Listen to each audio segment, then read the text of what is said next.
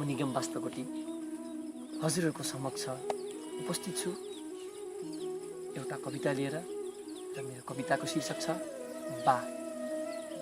बा साँच्चै शक्तिशाली उनी समस्याको सागरले डुबिसकेको टाइटानिकलाई घर बनाउने मान्छे। अचम्मको पनि त थिए बा। कोरेसोमा छरेको कनिका समेतलाई छिमेकीको कुखुरालाई खान नदिने तर सहुलियत नदिने सरकारलाई हाँसी हाँसी कर तिर्ने। हार्न सिक भन्थे बा। नुनको सोझो हुनुपर्छ भन्थे बा। हो पनि जिन्दगीभरि सोझो भएर बाँचे। घरका राजा हुने बाले कहिले जितेको थाहा पाइन, अत हारेरै गए।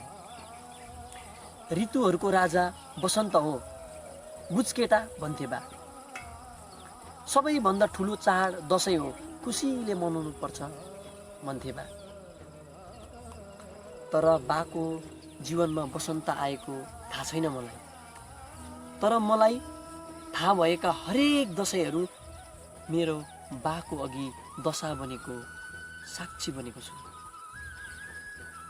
दुःखमा पनि हाँस्ने कला भएका बालाई कलाकार जस्तै पनि पाउँछु।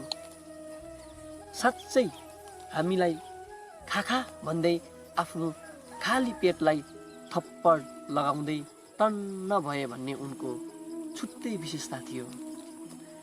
जोर नारीले सजिएको उनको हातले गरिबीको चितुवासित आजीवन लाप्पा गरेको थियो। अथवा भनौँ गरिबीको चितुवासित आजीवन लाप्पा खेलेका उनका हातहरू। र त आज त्यही युद्ध मैदानमा बसेर उनको ऐतिहासिक कविता भनिरहेको छु हजुरहरू अघि। बाको पौरखको नदीलाई दुःखको द्वारीले धेरैचोटि गोरेट्याउन खोजेको पनि, तर उनी कहिले गोरेटेनन्। यसैले त म माछा आज बाँचिरहेको छु। बालाई बुझ्दैछु बल्ल म कसरी उनको 56 इन्चको छातीले मेरो घरमा पस्ने दरिद्र पावनलाई छेकेको थियो। कसरी उनको उदामी हातहरूले घरका खाली भाँडाहरू भरेका थिए। हो, बा आज मसँग छैनन्, उनी माटो भइसके। तर छन् ममा उनले हार्न सिकाएका मन्त्रहरू, आधीबेरी चल्दा हाँस्न सिकाएका कलाहरू, जसलाई प्रयोग गरेर मेरा भावी सन्तानहरूलाई उनीहरूको हजुरबुबा जस्तै बनाउन म सफल बन्नेछु। धन्यवाद। नमस्कार, मेरो नाम निश्चल राई। म दार्जिलिङ जिल्ला स्थान धाजीबस्तीबाट म मेरो कविता वाचक गर्न गइरहेको छु। मेरो कविताको शीर्षक छ सुनकै भाउमा। सूर्यको प्रकाश बिहानको ज्योति, सूर्यको प्रकाश बिहानको ज्योति, भविष्यको कर्णधार हौ आजको विद्यार्थी, भविष्यको कर्णधार हौ आजको विद्यार्थी। साथी विद्यार्थी भई जिएको जीवन नबिताउँ क्षणिक आनन्दमा। साथी विद्यार्थी भई जिएको जीवन नबिताउँ क्षणिक आनन्दमा। नफसाउँ है यसलाई आलस्यपनमा, नफसाउँ है यसलाई आलस्यपनमा। रामप्रति हनुमान शरण परे झैँ, रामप्रति हनुमान शरण परे झैँ, चरण पढौँ आज शिक्षक शिक्षिकाप्रति, चरण पढौँ आज शिक्षक शिक्षिकाप्रति। अध्ययनशील अनि इमान्दार बनी परिभाषित गरौँ स्वयंलाई, अध्ययनशील अनि इमान्दार बनी परिभाषित गरौँ स्वयंलाई। कहिलेको न्यानो बोली शिक्षकको, कहिलेको तकालो बोली शिक्षकको, कहिलेको न्यानो बोली शिक्षकको, कहिलेको तकालो बोली शिक्षकको। ठानौँ है साथी सुनकै बोली, ठानौँ है साथी सुनकै बोली। शिक्षाको यस सुन्दर सिंहासनमा, शिक्षाको यस सुन्दर सिंहासनमा नटेकौँ मोस मस्तीका दुलालो, नटेकौँ मोसमस्तीका दुलारु बरारी फालौँ तीको सिङ्गर बराली फालौँ तीको सिङ्गर अनुशासनीय अध्ययनशील बनी अनुशासनीय अध्ययनशील बनी चरित्रवान भई स्वच्छ राखौँ सजौँ है यसलाई चरित्रवान भई स्वच्छ राखौँ सजौँ है यसलाई आत्मविश्वास र आत्मबलले प्रकाश पाउनेछौँ अनायासै कठिनाइ र सजिलोपन मुठीमा राख्दै कठिनाइ र सजिलोपन मुठीमा राख्दै पाइला सारौँ केवल लक्ष्यतर्फ एकपल्टको सुनौलो जीवन साथी शिक्षा नै एउटा गहना हो महत्त्व दिउँ यसलाई सुनकै भाउमा धन्यवाद। स्वर्ग जस्तै रमाइलो छ कालिम्पोङ पहाड भेगको यो आकार त्यही सुन्दरतालाई 10 औँलाले मुठ्याएर हजुरहरू सबैलाई म एल्विन लेप्चाबाट नमस्कार। र म एल्विन लेप्चा कालिम्पोङ सुरुक पन्बुबाट हजुरहरूको समक्षमा एउटा कविता प्रस्तुत गर्न लागिरहेको छु र मेरो कविताको शीर्षक छ मेरो खुकुरी।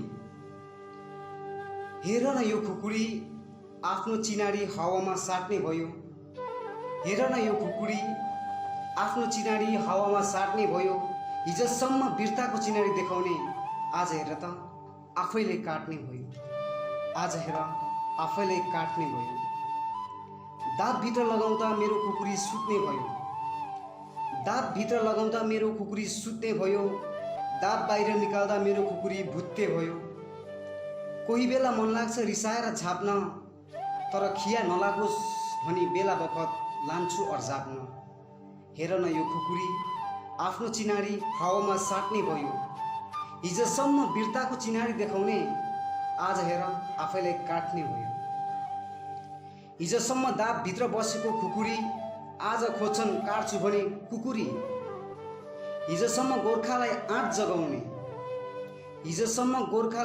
जगाउने तर आज भयो मेरो खुकुरी आफ्नै दाजुभाइको खुन बगाउने किन हो मेरो खुकुरी लुकाएर राख्दा खिया लागेर खिन्ने भयो किन हो मेरो खुकुरी लुकाएर राख्दा खिया लागेर खिन्ने भयो के भयो मेरो खुकुरी आज दाजुभाइ नचिन्ने भयो किन हो मेरो खुकुरी दाँतभित्र लगाउँदा दापै चर्किन्छ किन हो मेरो खुकुरी दाँतभित्र लगाउँदा दापै चर्किन्छ किन हो मेरो खुकुरी आज अगाडि पर्ने धार आफैपट्टि फर्किन्छ किन हो मेरो खुकुरी आज अगाडि पर्ने धार आफैपट्टि फर्किन्छ किन हो मेरो खुकुरी दाँतभित्र लगाउँदा दापै चर्किन्छ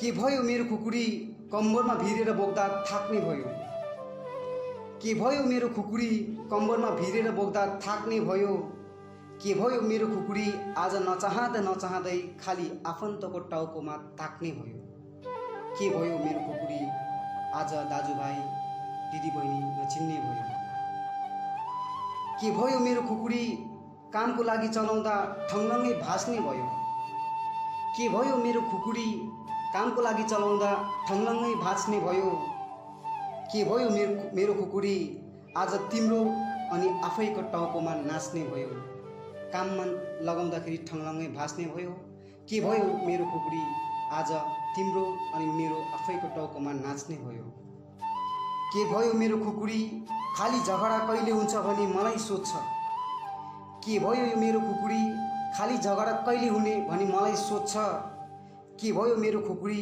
आज एउटै दाजुभाइको रातो रगत बगाउनै खोज्छ के भयो मेरो खुकुरी आज एउटै दाजुभाइको रातो रगत बगाउनै खोज्छ मेरो खुकुरीले आज आफ्नो अस्तित्व आफ्नो चिनारी मेटाउन थाल्यो मेरो खुकुरीले आज आफ्नो अस्तित्व आफ्नो चिनारी मेटाउन थाल्यो। किन हो मेरो खुकुरी आज आफ्नो मालिकलाई पनि पैसाले बिकी दादागिरी देखाउन थाल्यो। के भयो मेरो खुकुरी आज मालिकलाई पनि पैसाले बिकी दादागिरी देखाउन थाल्यो। के भयो मेरो खुकुरी आज आफ्नो अस्तित्व आफ्नो चिनारी मेटाउन थाल्यो। हेर न मेरो खुकुरी आफ्नो चिनारी हावामा साट्ने भयो। हिजोसम्म वीरताको चिनारी देखाउने आज हेर त आफैलाई काट्ने भयो। आज हेर त आफैलाई काट्ने भयो। धन्यवाद।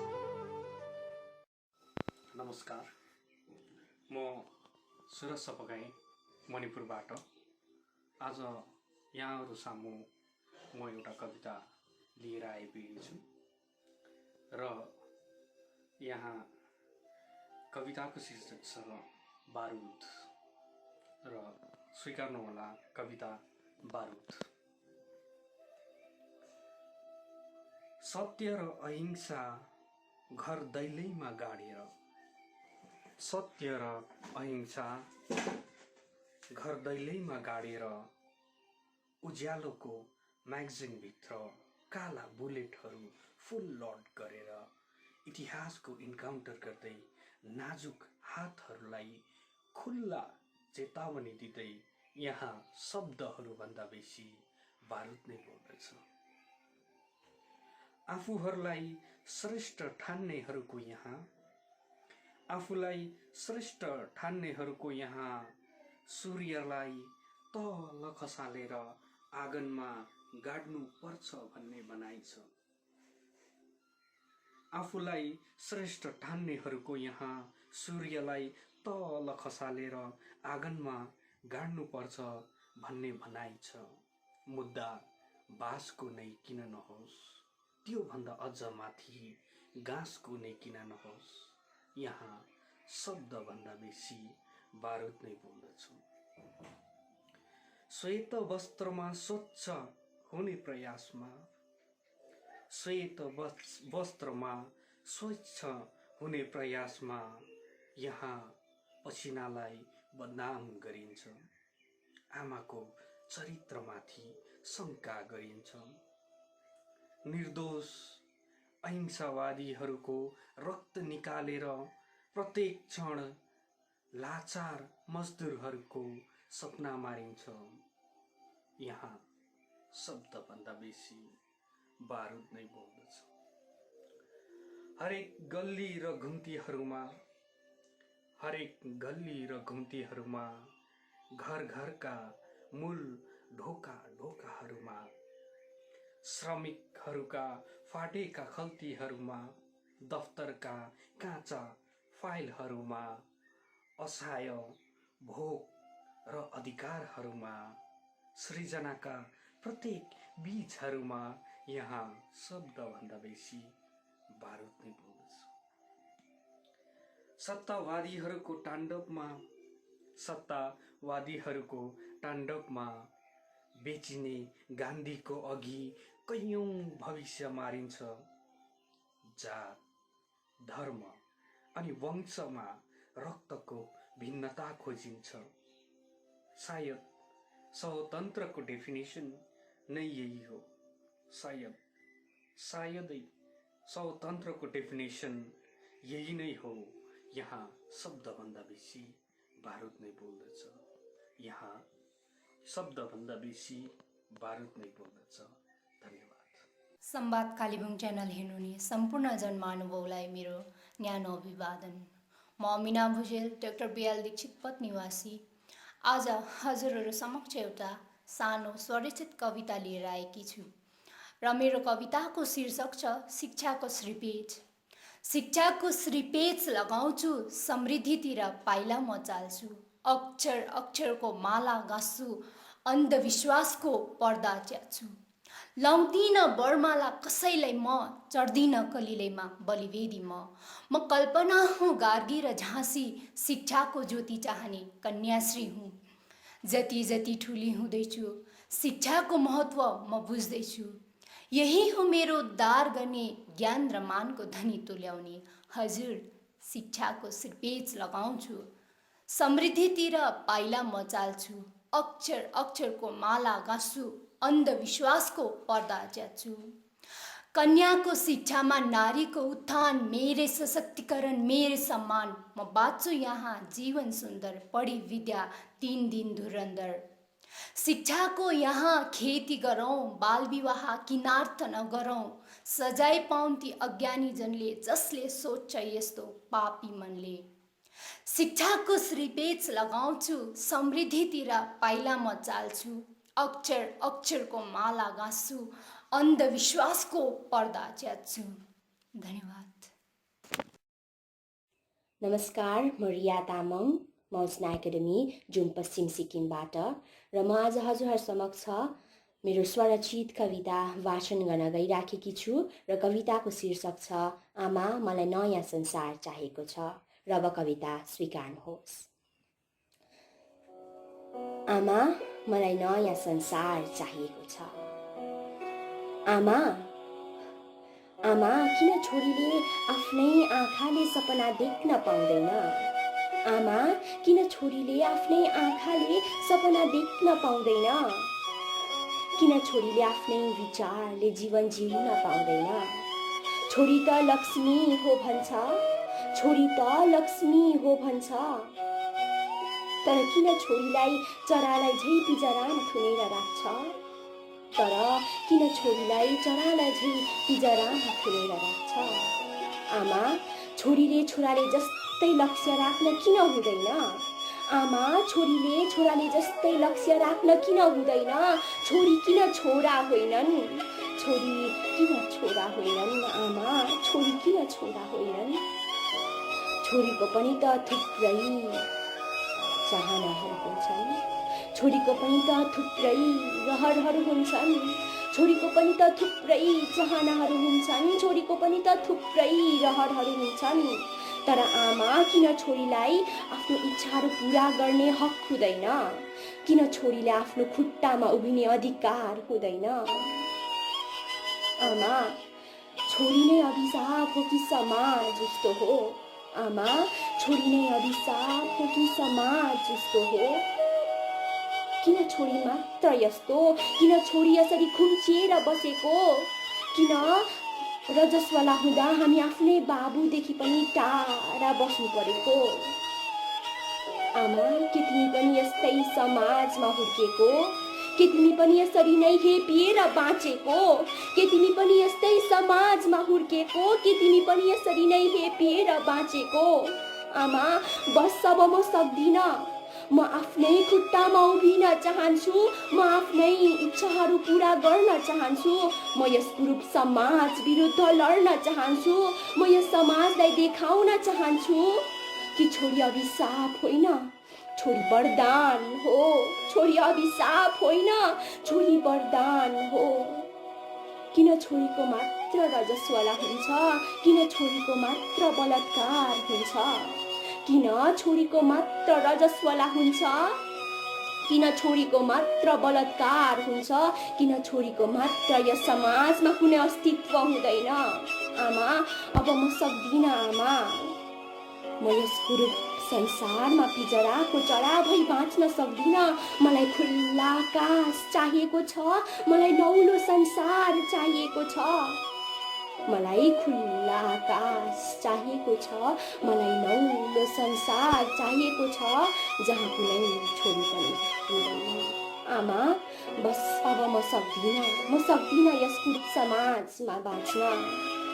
मलाई नयाँ संसार चाहिएको छ, मलाई नयाँ संसार चाहिएको छ। धन्यवाद।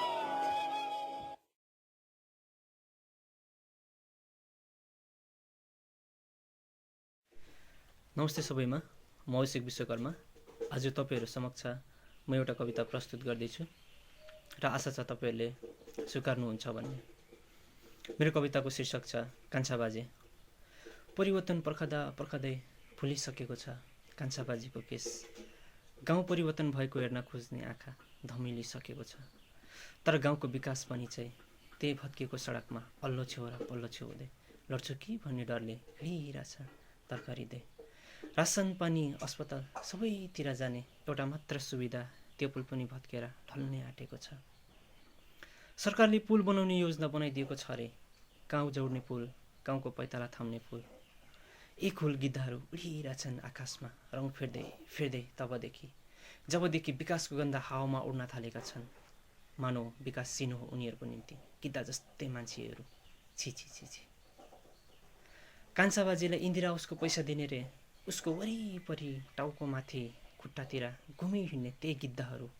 किनकि मान्छे चिन्ने चस्मा छैन कान्छा बाजेकोमा। परिवर्तन आएछ भन्दै खुसीले गदगद छ कान्छा बाजे, बिचारा कान्छा बाजे।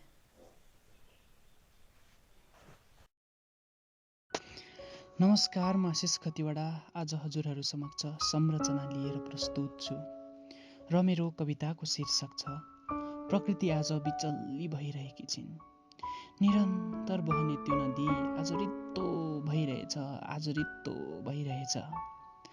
चौरस्ताको पछिबाट हाँस्ने हिमाल आज उदास भइरहेछ, आज उदास भइरहेछ। ऋतुको नियममा चल्ने प्रकृति आज बिचल्ली भइरहेकी छिन्, आज बिचल्ली भइरहेकी छिन्। ती वनस्पति घना जङ्गल आज उदास भएका छन्। ती दिव्य दिव्य धामहरू आज बन्द रहेका छन्, आज बन्द रहेका छन्। मानिसका ती पापले आज प्रकृति रोइरहेकी छिन्, प्रकृति रोइरहेकी छिन्। संसारका ती अहमले आज प्रकृति बोझ भएकी छिन्, प्रकृति बोझ भएकी छिन्। वेद शास्त्र अनि उपनिषद सब त्यागिँदैछन् यहाँ। मानिस भौतिक संसारमा डुबी प्रकृति दिक्क भएकी छिन्, प्रकृति दिक्क भएकी छिन्। मानिँदैन यहाँ संसारको नियम, मानिस आफ्नै नियम ठड्याउँछौँ। मानिँदैन यहाँ संसारको नियम, मानिस आफ्नै नियम ठड्याउँछौँ। यो सब देखेर प्रकृति वाक्क भएकी छिन्, प्रकृति वाक्क भएकी छिन्।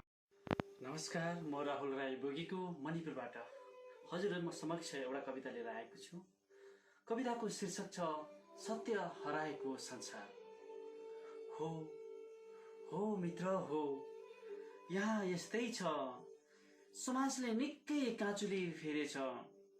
विचार साह्रै सङ्कीर्ण, सोच अझै झिनो, व्यवहार अझै खुम्चिएछ। सत्यताले धेरै धेरै नै वर्ष अगाडि यो संसारबाट बिदा लिइसकेको छ। यहाँ आजभोलि असत्यको ताण्डव मचिरहेको छ। फुलमा जुन सुगन्ध थियो आज छैन, जुनमा जुन प्रकाश थियो आज छैन। आकाश संसारकै थियो आज छैन। धरती एउटै मान्दथे आज मान्दैनन्। मेरो समाजले निकै उन्नति गरिसकेको छ। जुन उन्नति आफूभित्र आफै रमाउने। म पो प्रगतिको पथमा हिँडेको रहेनछु। यहाँ त उन्नति र प्रगति निकै भइसकेको छ। मित्रता, भाइचारा, जातित्वको पर्खाल नै उभिसकेको छ। यति बेला म मेरो आमालाई प्रत्येक दिन सम्झने गर्छु। मेरो मानसिक सन्तुलन संसार हुन थालेपछि मेरी आमाले यस संसार तरै पनि मलाई आमाले पेटमै छँदा संसारको गुणको मात्र परिचय गराउनु भयो। मेरो गिदीको सबै लाप्साहरूमा आमाको त्यो अमृत वचनहरू मात्र टाँसिरह्यो। आज पनि हरेक कोणमा सभ्यताको प्रकाश मात्र देख्दछु। होइन रहेछ, यहाँ त समय र परिस्थिति बदलिसकेको छ। मानवता हराइसकेको छ, रगतको नाता टुटिसकेको छ।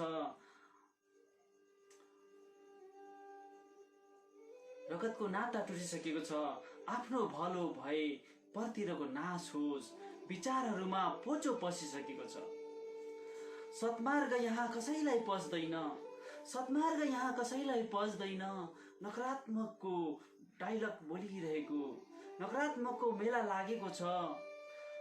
सत्मार्ग यहाँ कसैलाई पस्दैन, नकारात्मकको मेला लागेको छ।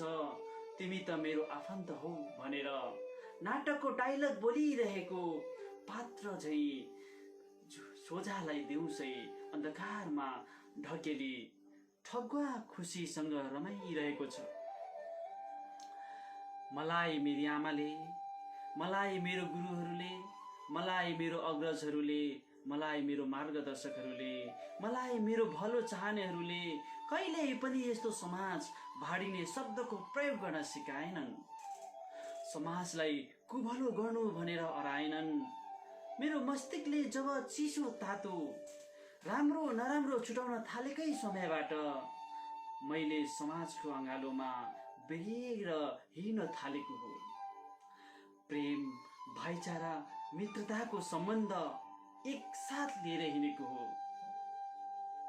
मैले गुरुजनहरूबाट सिकेको, जानेको, बुझेको संसारमा मानवताको सन्देश देऊ, एकता र उन्नतिको पाठ सिकाऊ, प्रेम भावको उजागर गर। आज म आफैमा अलमल्ल छु। खै मैले बुझाउन सकिनँ कि मेरो समाजले बुझेनन्। यसैले सत्यता र मानवता फेरि पनि यस धरतीमा आइदेऊ। प्रत्येक समय उजाड यो समाजको संस्कृति अनि मानवताको मतिलाई सबल अनि अब्बल बनाइदेऊ। सत्यता हो मानवतासँग तिमी फेरि यस धरतीमा आइदेऊ।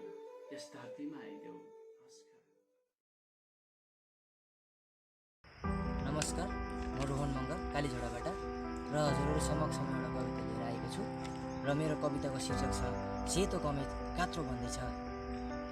रुँदैछ मन आज बडो